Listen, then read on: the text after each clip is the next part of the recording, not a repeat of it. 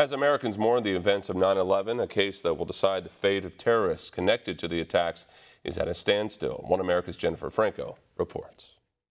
It's been 17 years since a group of al-Qaeda terrorists launched attacks that took the lives of almost 3,000 people.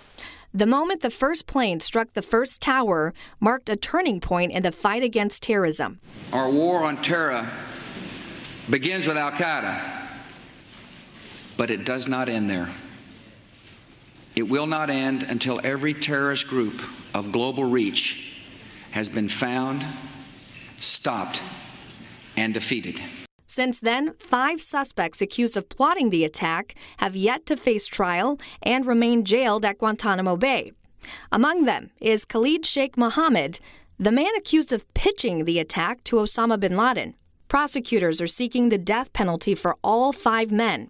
Constant changes in court venues and questions over CIA interrogation tactics have presented roadblocks on the path to trial. But the man who personally interrogated the 9/11 terrorists blames the Obama administration for the delay. KSM told me he was ready to be a martyr, right? That he was ready to martyr himself, meaning he was ready for the U.S. to execute him. And he pled guilty in front of the military commission. And then the Obama administration set that aside. President Obama suspended the case when he took office, and the Pentagon dropped the charges against the detainees in 2010.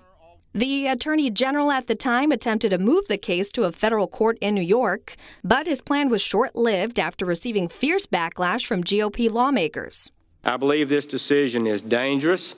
I believe it's misguided. I think you've made a fundamental mistake here. How could you be more likely to get a conviction in federal court when Khalid Sheikh Mohammed is already asked to plead guilty before a military commission and be executed? Charges against the 5 terror suspects were refiled at a military court at Guantanamo a couple years later.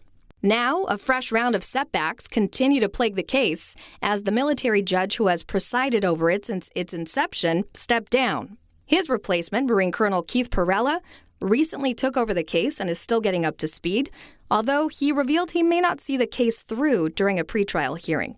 And as the battle over evidence continues between prosecutors and defense attorneys, setting a trial date seems less likely. Pretrial hearings are expected to continue, with a trial date not expected to be announced until 2020. We're here for the long term.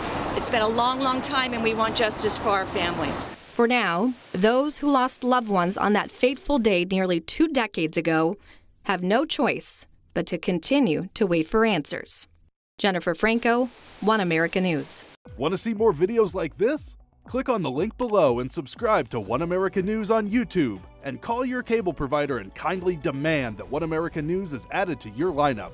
Call and subscribe today.